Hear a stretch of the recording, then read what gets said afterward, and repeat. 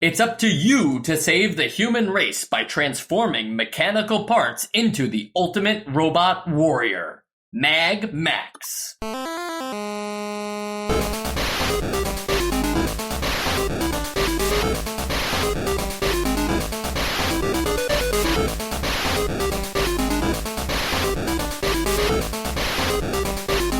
And welcome to Nostalgia, chronological exploration of every NES game released in North America. I'm Mike. I'm Sean. And I'm Joe. Guys, we joked about this at the end of last episode, but what does Magmax stand for? Like, both politically and as an abbreviation. Oh, politically. What does he stand for? I think Magmax stands for liberation of the people. Yeah. That's what I would say. People usually say, like, freedom and justice for all or something like that, you know? And it's like, not really for all. Like, he's clearly getting in the way of many other robots to clear way for everybody else. I think he wants to fix the potholes. That's a pretty good, like, civic thing to stand for. And that's true, because there's a reoccurring pothole in this game. There's lots of potholes. That must be what he was trying to fix all along. Yeah. But other than that, I have no idea like what his name is supposed to mean. Because I'm still not over the whole one letter off from Mad Max thing. Yeah, I think I said that as a joke last episode, but I'm starting to think like that might be like the only reason behind it. Like, oh, Mad Max sounds cool. Let's call it Magmax. And there was a Mad Max trilogy by this point. You know, we got 3 of them. So it was kind of weird to get that close. But I suppose this is, you know, the Japanese maybe don't care for Mad Max as much as they do Rambo. I suppose. That's a little bit presumptuous, but yeah, we'll see. Or maybe they did care and they knew, so they knew it would sell. It would sell well as well. You know, it doesn't really matter how good this game is, because the box art is going to set you up for disappointment. Did either one of you see this box art? It is fire. I did. I have. Did see I'm it. looking it up right now. You should look it up right now, because I'm telling you, if you were a kid and you went to Toys R Us and it was even 1995, you might have still bought this game thinking that you're going to be this awesome robot who takes on a 3-headed robotic dragon in He's space. got a lightsaber too. I mean, I guess I know what that might be in the game, but it does not look like that. This looks like an actual exact Star Wars lightsaber. Yeah, it's a mixture. Here we have a mixture of like Star Wars, Tron, Transformers, and Gundam, you know, like, and Godzilla for that matter, because that might as well be Mecha King Ghidorah. A little bit of Gravity, starring Anne Hathaway. Oh, I see that a little bit. The shield blast, you know, from the dragon will clearly push him out into space, and the rest of the thing will be about him trying to get to the ISS. Yeah, I think the space here is the space from Gravity. It's the same space. Yeah. Anyway, that's enough fooling around. We're not going to let this go on any longer. I just thought it was worth noting that some games have really awful box arts and are good games. Other games just have like middle of the road box art, and the game's like whatever. And then you have games that have pretty sick box art but turn out to be shmups. Which is what Magmax is. Magmax is a shmup fought with a transforming robot. The player can transform from a ship into a robot, increasing their power as you build this robot with its head and its legs and a cannon for its stomach. And you can fight more than 30 different enemies, according to the box. That's pretty cool, too. Yeah. So I think like these are the selling points of the game, right? Get a robot or have a ship and turn it into a robot. That sounds really cool as a concept, right, guys? Yeah, I think so. What this game sort of made me realize about myself is that I needed, because shmups are so different from pretty much anything else, I needed a different kind of way to score, and like I needed a rubric for shmups. And I've got like a few categories, if you will indulge me. Please go on. Yeah. So one is like, you know, is the gameplay good? Does it have any interesting elements? Sure. That's the one.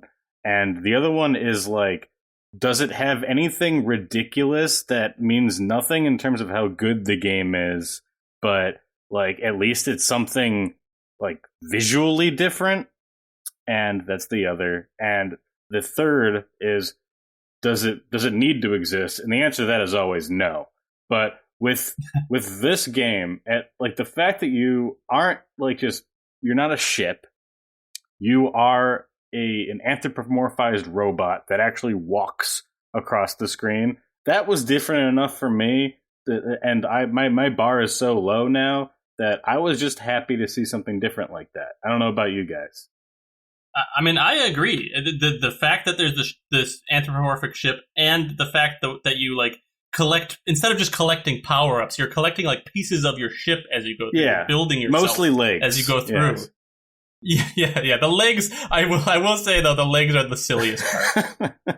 Like you look really silly once you have the legs. Well, what's silly cool. What's silly is that there's all these parts of your robot scattered throughout the land, and you pick them up as you go. And if you don't need the legs, like if you already have them, it's just like, I'm just gonna leave those legs over here. Like you can't do anything extra. It's like, just leave those legs over there. I might need them when I like loop through this game again. Yeah.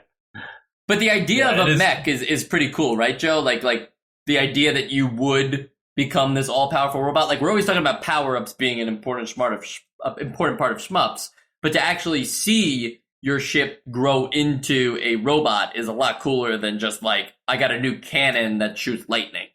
Exactly, yeah. And seeing it, you're like building loosely what's on the front cover, There is that lightning cannon, which I assume is supposed to be a lightsaber. Yes. Yeah. So I thought it was pretty cool. Although I would have liked the power-ups to do, like, most of the power-ups just give you an extra gun that's the same as your regular gun. And then, like, one or two give you something unique.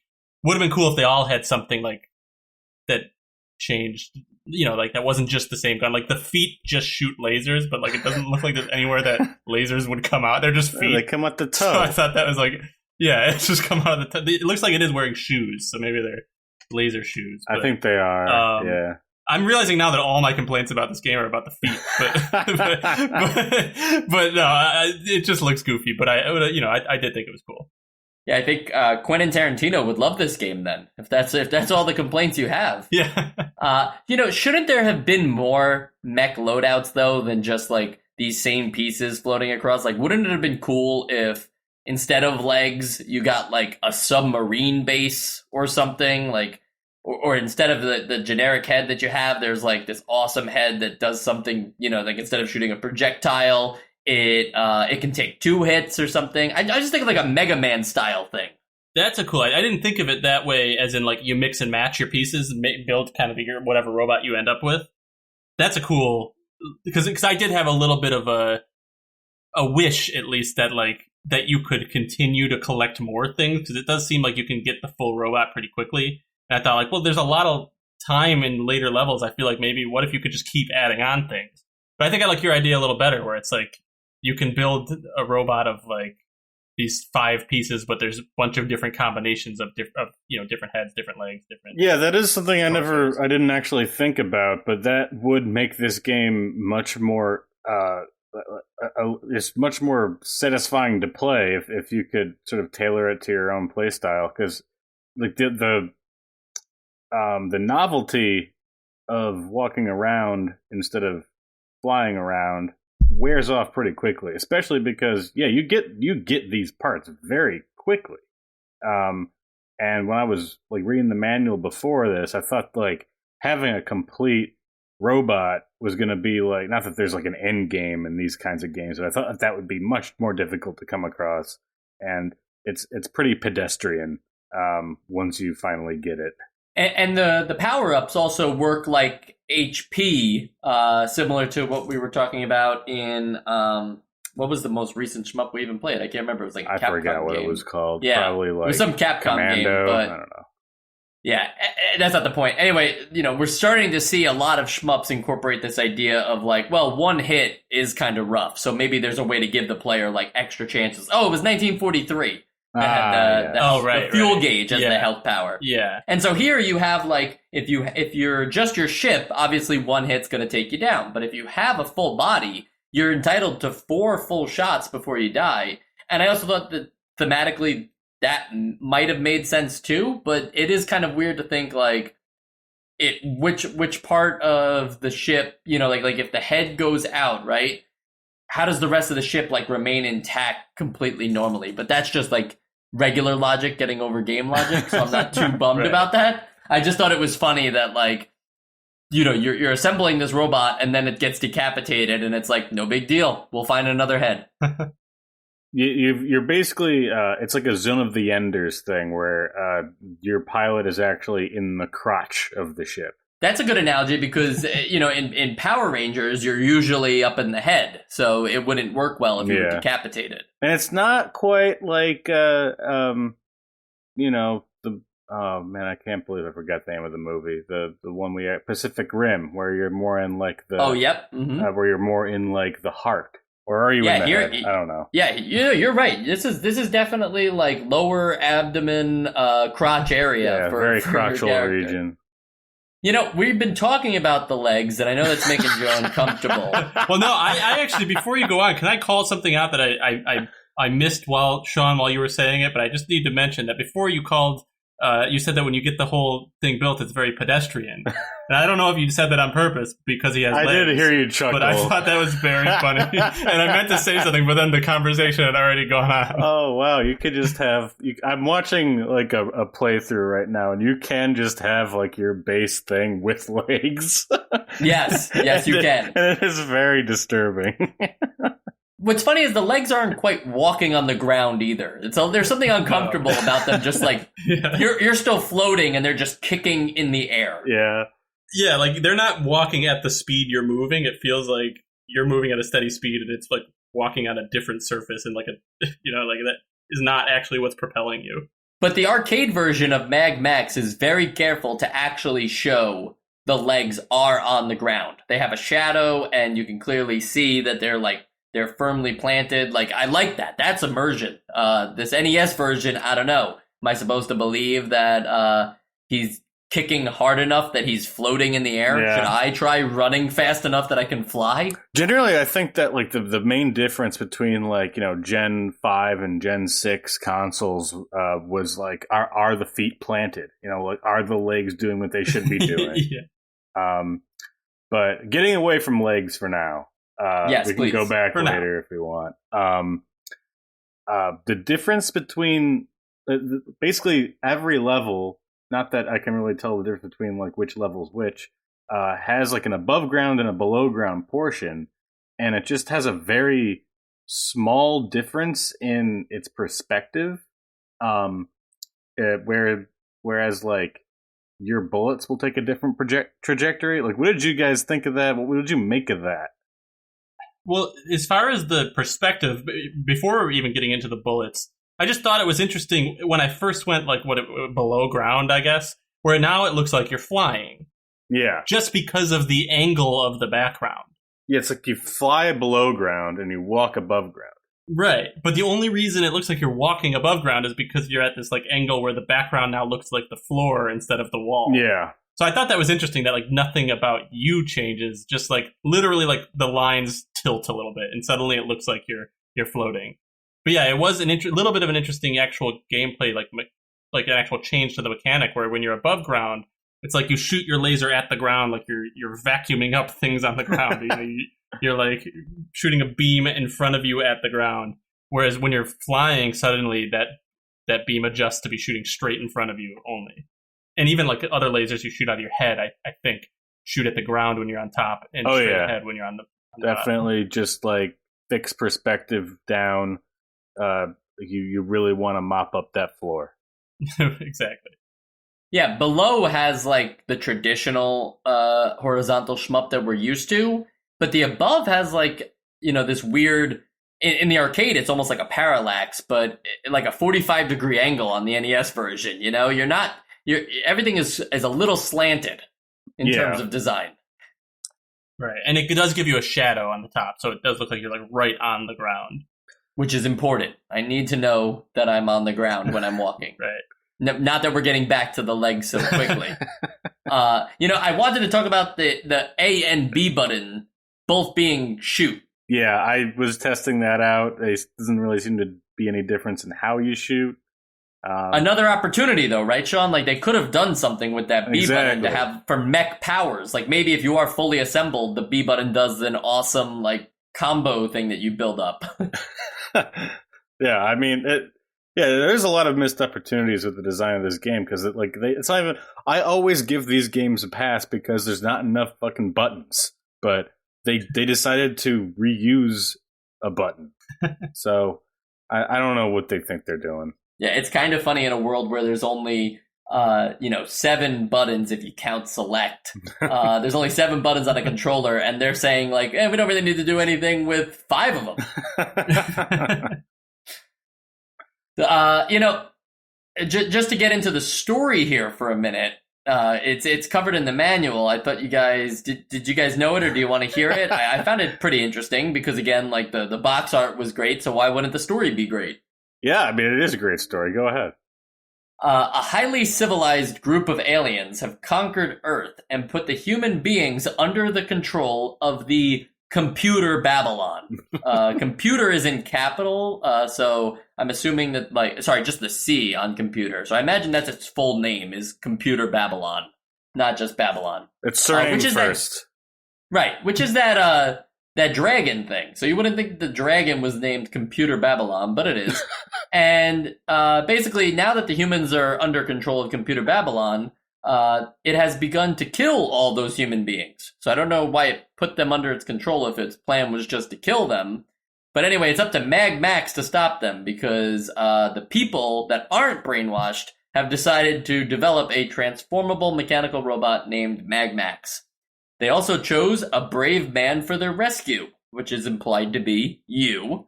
The brave man is about to depart to the ultimate battle with the aliens in order to save the human race. Real quick before we delve into the story itself, like as a saga, as a piece of literature, I just want to say that it seems that Computer Babylon is more of its short name or like a nickname because on a character list, number 36, he's listed as Gigantic Mechanical Monster Babylon, which I think is his given name. Yeah, computer is like his title. He's reached the rank of computer. Or it's like Jimmy. Yeah, his parents, Frederick and Maurice, named him that. Yeah. Yeah. That one was like that was obscure. Anyway, we don't have to talk about the story at all. Actually, now that I think about it, it's pretty straightforward. But I just want to ask again, why is Computer Babylon putting the human beings under his control if he's just going to kill them? Shouldn't he just control them to commit suicide or something? No. I mean, it's probably has to do with using their biomass as fuel for an ever-increasing war machine to move on to the next planet. But that's all just assumed. Right. And we can only assume a lot of things. Like, why would you ever want to go underground? Maybe you guys found an answer for this, but I felt like as long as you can avoid the potholes, going underground is a punishment, right? I didn't think so. I don't know. I only went underground once, and I didn't notice it being more or less difficult. Did you? Well, I found it more difficult because, like, going back to the gameplay of it, when you're above ground, all of your bullets sort of coalesce on one like little area and goes forward, whereas when you're below ground, it's the typical like everything is spread out. But that also means that all of your body parts are the hitbox. So it's much easier to get hit when you're below ground. And I would say like maybe you enjoy that that kind of gameplay better. But I don't think you ever needed to go down there. Because I don't think there's even a way to win the game. So I guess what I'm saying is it seems tacked on. Yeah. Did you find that? I guess I didn't really notice. Did you find that you didn't feel like as big of a hitbox when you were above ground? I think it could only hit you. Things can only hit you if they hit like where your feet are. Really? I didn't notice that. That would definitely make it a big difference. Because I noticed, I was going to mention that, like, even though you get stronger as the big robot, you're a bigger hitbox. But I didn't notice that not being true for up top. But I could be wrong. I'm not sure. But yeah, to be honest, I went down below for a while, just like for one long stretch of time, and I didn't go back down afterwards. But the only reason I preferred it is because I like the music down there better. Oh, yeah, that's true. So it's like more relaxing. It's a little like meditative. Okay. You really get into like a trance down there, whereas up top, it's like a little too happy. True. And maybe this was just like me tricking myself, but I felt like I wasn't actually moving forward in the stage so long as I was underground. Maybe I just conveniently timed it so that when I would go back above, it would actually like progress me to the fight with Computer Babylon. But I don't think that wasn't happening for me below. Yeah, I don't think that happens down there. I fought Computer Babylon below. Really? Wow. Yeah. And I just thought it was just like the first boss. Is it like the same? The only boss is it the same? Yeah. Like, okay. I mean, I didn't fight him above, but it looks like I was watching a playthrough. It looks very similar. It looks exactly the same. All right. Well, and we're talking about how cool Computer Babylon is, and sorry, Sean, what's his full given name? It's Gigantic Mechanical Monster Babylon. Right, and I still think that's really cool, and it's nice to have Mecha King Ghidorah in a video game that isn't a Godzilla game. But what's really what's funny about this is that you approach him like he's a boss, and like Joe said, you would think he's the first boss, but he's actually the only boss. He just shows up a lot. But if you don't think the fight is worth your time, you can skip right past him. You can. You can. If you just dodge every like little bullet he shoots at you, like which sounds hard, but it's really not because he's the only enemy on the screen at the time. After like 20 seconds, you can the screen just keeps scrolling and you just move on without him. That's funnier to me in this game than it would be in like most other games because, like you say, you can't really win the game. It's just kind of like an endless loop of a game. Correct? Yep. So, like, if you're not going to fight the boss, like, also, if you find that the game's not worth your time, you could just not play it at that point. It's like the one other thing that's not the rest of the gameplay loop. And if you skip it, like, the only reason to play this game is to, like, experience the gameplay. Like, right. There's not even, like, a goal, really, other than getting a high score. So, like, I feel like if you just skip the boss, it's like, well, you just skipped, like, I don't know. There's no reason. Yeah. I mean, like the humans have put all their faith into Magmax to like stop the Computer Babylon, and then it's like he finally approaches Computer Babylon, and he's like, "I'm not doing this." He just keep on walking with those legs. I think what it is that now when he realized what life is like with legs, like now that like most robots that we played before haven't gotten to walk around. Now he's like, I don't want to risk this. Yeah. No, I mean, if I had just gotten legs the first time, I would be pretty protective of them. So I don't... And not normal legs that you can just kind of floaty stride around on. I mean, they're definitely like nuclear-powered legs, so that's impressive. Right. And how subjugated is the human race in this game if they have the capacity to create Magmax at all? with a lot of redundant parts. I know. I mean, there's a lot of redundant parts. It's like they had several factories making... Like they had an assembly line going on, but they had an economy of scale to create this many giant robots. It makes me think that like it's a highly civilized group of aliens. That maybe they're also civilized in a societal way, and that like humans are not really subjugated at all. Yeah, maybe this is like kind of propaganda. I think it is. Yeah, like they're like trying to justify.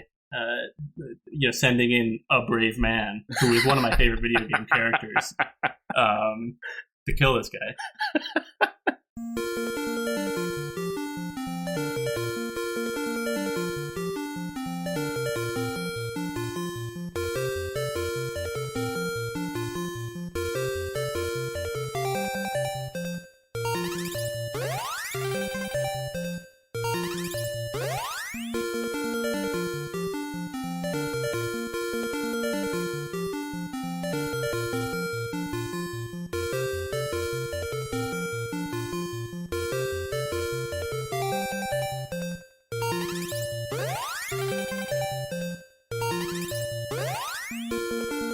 imagine if it wasn't Magmax. Imagine if it was like Ultron. I don't know if you guys know who Ultron is, but like, Age of.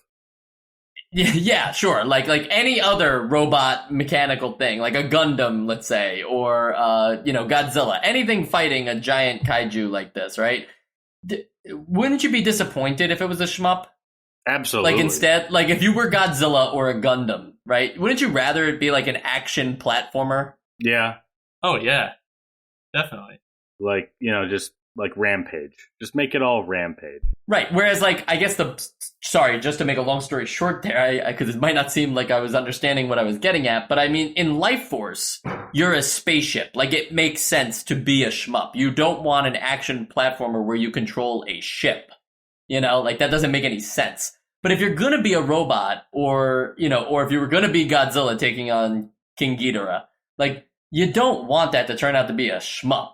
I guess it depends on which way you're looking at it, because you could look at it like we're saying, let's make a shmup, and it would be cool if it was a robot instead of a ship. In which case, I'd appreciate that they made these little changes. But yeah, if they're like, let's make an awesome robot game and make it a shmup, that's when I'm like, oh, well, you ruined it. So I feel like it's just kind of a perspective thing. Got it. It all depends on in what order you had ideas. Exactly. And it also, I guess it depends on if you reveal them too in that order. Yeah. Well, no, this is what order you see it. It's glass half full versus glass half empty. Got it.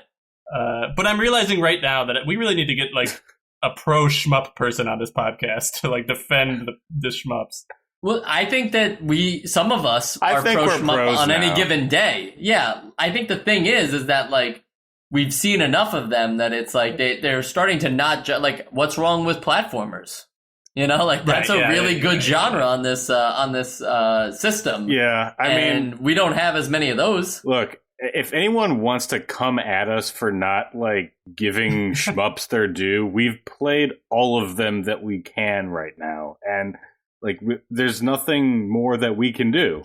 We're going to know everything about shmups at the end of this podcast. So, right. Yeah, we don't need an extra person to tell us how wrong we are about our opinions. I don't mean wrong about our opinion. I just want to say another perspective. Joe, for reference, we've played 14. This will be number 15. We've played 15 total shmups, let's say. 10 of them we said skip.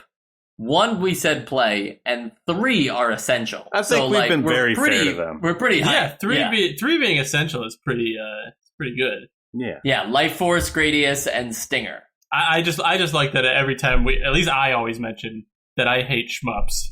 Just I always want to make sure the audience knows that. Yeah, it's very true. And if I could talk about development here for a minute, this was not made by Konami or Capcom, who happened to make all the other shmups on this console. In fact, Konami made all 3 of those essential shmups that we just listed. So that's pretty cool of Konami to keep making good games, regardless of genre.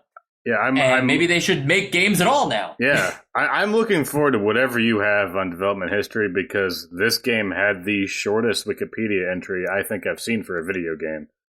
Yes, so I dug deep. Okay, I dug deep, and first off, let's get the publisher out of the way. The publisher is FCI. Now, FCI sounds like you've never heard of that publisher, but they also made Xanic and Lunar Pool, 2 NES games that we've played. Ooh, classic Lunar Pool. What's funny there is Lunar Pool is now it has my attention a little more now because it's surrounded by a company publishing shmups, and then they were like, oh, let's release this billiards game. So either they really like billiards. It's a good thing they didn't then decide, but let's make it a shmup, and then that would be a bad decision. Shmup billiards. Lunar Pool could be a shmup. Yeah. Right. Yep. It takes place in space, so it's already one half shmup. Anyway, and then the developer, I'm going to say this wrong, but I believe it's Nihon Buzan. And, is that a person or a company? Could be a place. It could be a place.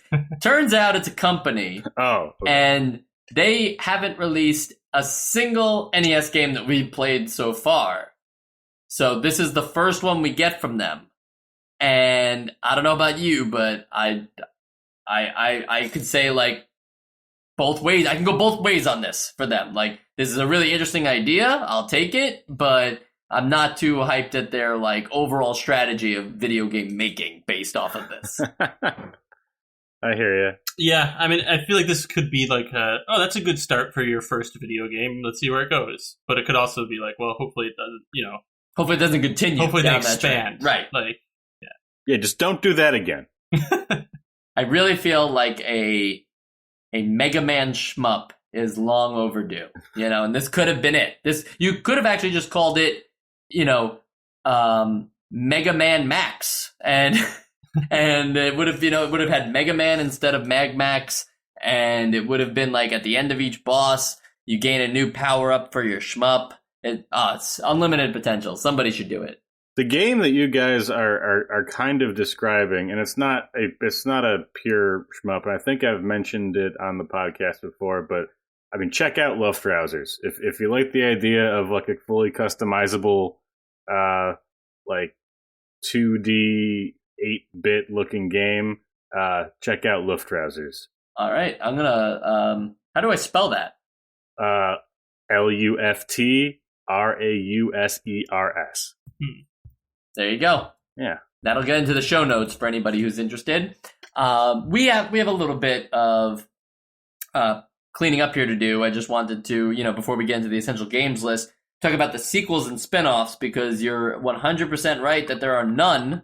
So Nihon Busan couldn't be bothered to make a sequel, but this did just recently come to the Nintendo Switch. You can buy Magmax on the Nintendo Switch. It's part of Hamster's effort to release everything that was ever released in the arcade under the Arcade Archives label. They have like hundreds of games there now. And I think it's like $7, which I don't know about you guys. I wouldn't necessarily pay that for most any game. I mean, you can get some 60-hour JRPGs for $7 these days. That's true. That is money. So would you want Magmax for instead $7? Of Tales of Berseria? I wouldn't want either, but I prefer to have Berseria. Gotcha. Joe? I don't know Tales of Berseria, but I think it's safe to say I probably wouldn't pay. What about like Tales of Vesperia? That's another one. I got nothing. Okay. Sounds more familiar. Well, I think if you're not going to pay $7 for it, it's probably not going to wind up on the Essential Games list. But let's do this anyway in the Essential Games list. Joe, it's not worth $7, but is it worth a vote? Well, I think if I were to put it on the Essential Games list, it would really devalue all the games we've put on the Essential Games, because we're putting like a number to it now. But yeah, I think it had, like we said in the beginning, it had some cool game mechanics that I really appreciate, and I like being able to build your robot, and I would like to see that expanded in something else. If there were a sequel, it would be cool to see if they would have gone in a direction where like doing what you said, Mike, where you can add more, you can mix and match, or just like keep building onto it and add make a giant mech by the end of it. But for now, I think it just kind of got old a little too quick and didn't really blow me away. So no. Okay, and Sean? I'd say this is like a 25-cent game. Like if you found this game for 25 cents, and you did have change on you, then I would buy it. But not if you had to like swipe a card, because it'd probably be like a $5 minimum or something along those lines. And you should not buy that game. What I'm trying to say here is that there's nothing interesting in the gameplay. Like, I don't know where you're getting this like fun gameplay stuff. It doesn't exist. Who, me? Just us in general. Oh, okay. Game is it's got. We lied this whole episode. Yeah. No, I'm just saying that it's not essential. Yeah, I can tell you where I'm getting what I'm talking about when I say fun gameplay. I think like I said, I think it's fun to kind of go through and be able to build your robot and see the differences. Yeah, but I do wish it was more fun. I'm just very disgruntled with shmups right now. Fair.